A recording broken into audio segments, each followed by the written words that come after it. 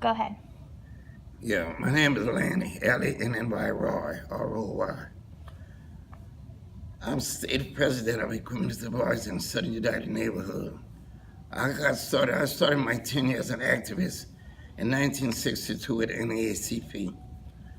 And since then, it was because to bring changes up on my work, I didn't like the work condition they had on the job.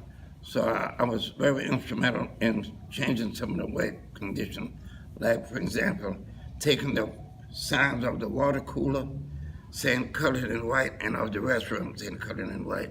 I've also been the first one to sit in the cafeteria with whites, on the white cafeteria, when the former President Lyndon B. Johnson signed the Civil Rights Bill in 1964.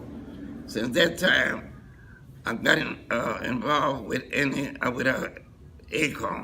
In 1970, we got introduced to ACON in 1977. We had a group called NIC, Neighborhood Improvement Coalition, from Backlash Catholic Church from Father Thomas Byrne. But Father Thomas Byrne was an activist and a priest. He was one of the best we had. He found out about ACON and he introduced us to ACON, had ACON people met with us, with our committee, in 1977. And by late 1977 or early 1978, we merged in NIC with ACON. We became NIC ACON. Prior to that, we were just spinning our wheels in the sand. We couldn't look like get anything done over here in Southwest Louisiana. Southwest Louisiana, which is the city of Lake Charles, in the state of Louisiana, I'm just calling it the way it is, happened to be one of the most discriminatory cities in the state of Louisiana because it's so divided. They play the color game, which I never did play. I don't play the party line game, and I don't play the color game. I represent all of God's children. I think all of us should be there. We're working together, standing in solidarity together to bring about the positive changes that we need in our many communities in the neighborhood, particularly in the poor communities and neighborhoods that have been excluded out of the mainstream of economic development and other environmental injustice, and every other type of injustice in the low-income community.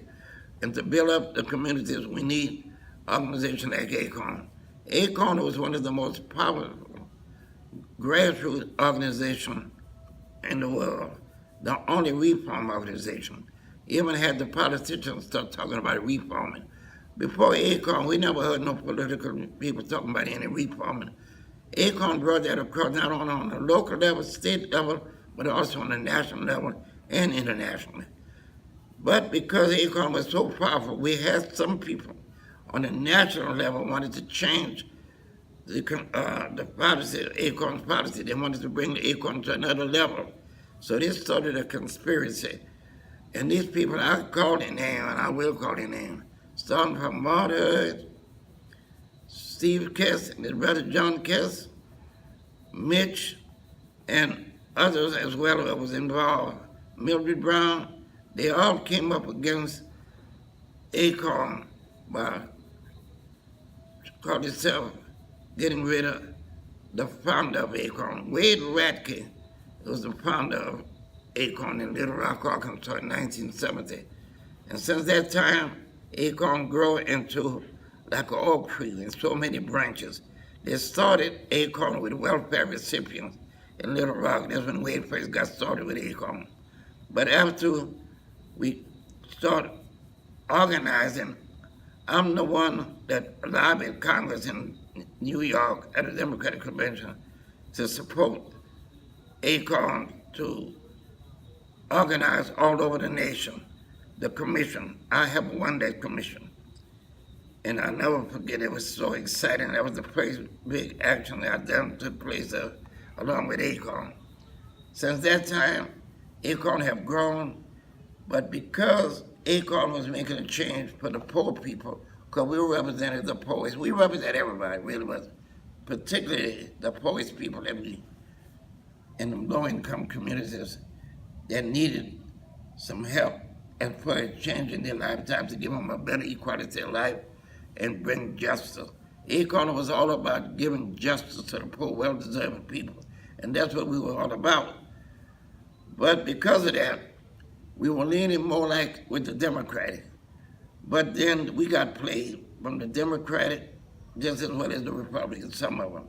This is why today I do not play the party line game. I don't play it because in the different parties, whether it's Democratic, whether it's Republican, Independent, Tea Party, it doesn't matter. I'm looking for the character of the person that is running for position.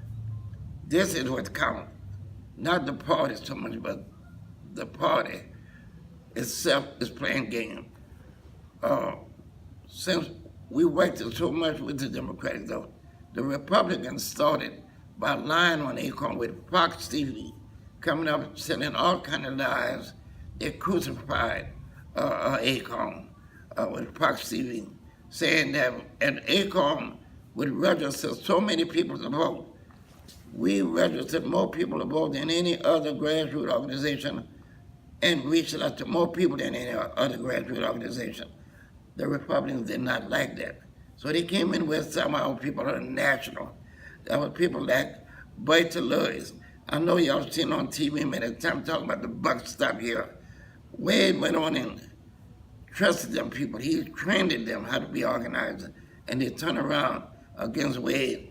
And because Wade loved it, Acorn so much, he went on and decided that he was going on and resign from being Acorn and let us run Acorn, and he went on with the union. He also implemented and organized union local 880 and local 100, SIEU local 100 and 8880. That reached out to many people and still is as a union. When the union was being laid back, local 880 and SIU local 100 was really bringing justice to the well-deserving poor working man and woman because of Wade Radke.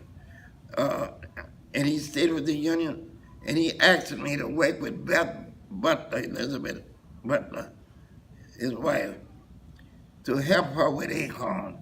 I worked along with Beth Marie Hurt, which is one of the most strongest young, hard-working organizers that we had. The three best organizers that I worked with was Marie Hurt and this